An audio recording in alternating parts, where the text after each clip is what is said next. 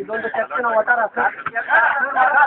ಒಟ್ಟಾರ ನಮ್ಮ ಕೆರೆಗಾಲದಲ್ಲಿ ಇಲ್ಲಿ ಆಗುವ ಇದು ಕೆರೆ ಆಗಿ ಹೋಗ್ತದೆ, ನದಿ ಆಗ್ತದೆ. ಮತ್ತೆ ಸಂಬಂಧಪಟ್ಟ ಯಾವ ವ್ಯಕ್ತಿ ಕೂಡ ಇದರ ಬಗ್ಗೆ ಯೋಚನೆ ಮಾಡುವುದಿಲ್ಲ. ಯಾಕೆ?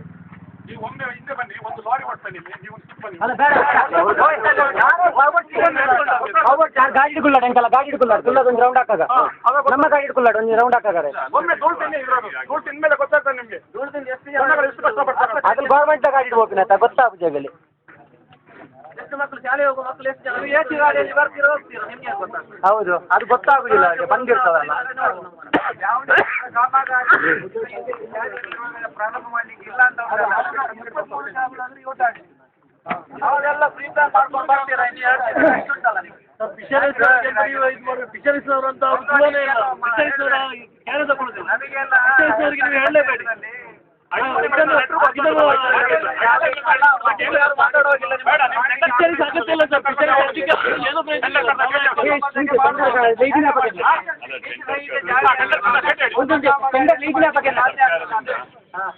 ಒಬ್ಬೊಬ್ಬರೇ ಮಾಡ್ತಾರೆ. ನೀವು ಸತ್ಯವಾಗಿ ಹೇಳಿ, ಸುಳ್ಳು ಹೇಳಬೇಡಿ. ಆಮೇಲೆ ಮಾಡಿ, ನಾವಿಲ್ಲಿ ಬಿಸಿ ಇದ್ದೇವೆ, ಯಾವಾಗಲೂ ಆಮೇಲೆ ಮಾಡಿ.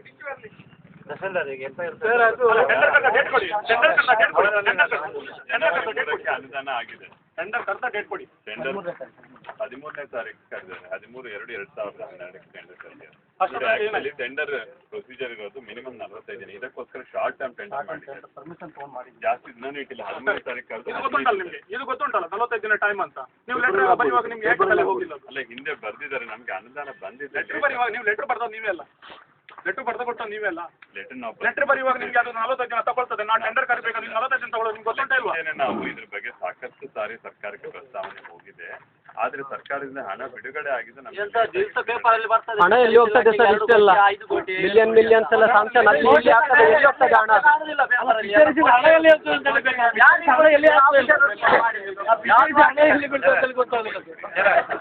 ಫಿಶರೀಸ್ ಬಂದ ಹಣ ಎಲ್ಲಿ ಹೋಗ್ತದೆ ಅಂತ ನಮಗೆ ಒಂದು ಫಸ್ಟ್ ಹೇಳಿ ಸರ್, ಮಾಹಿತಿ ಕೊಡಿ.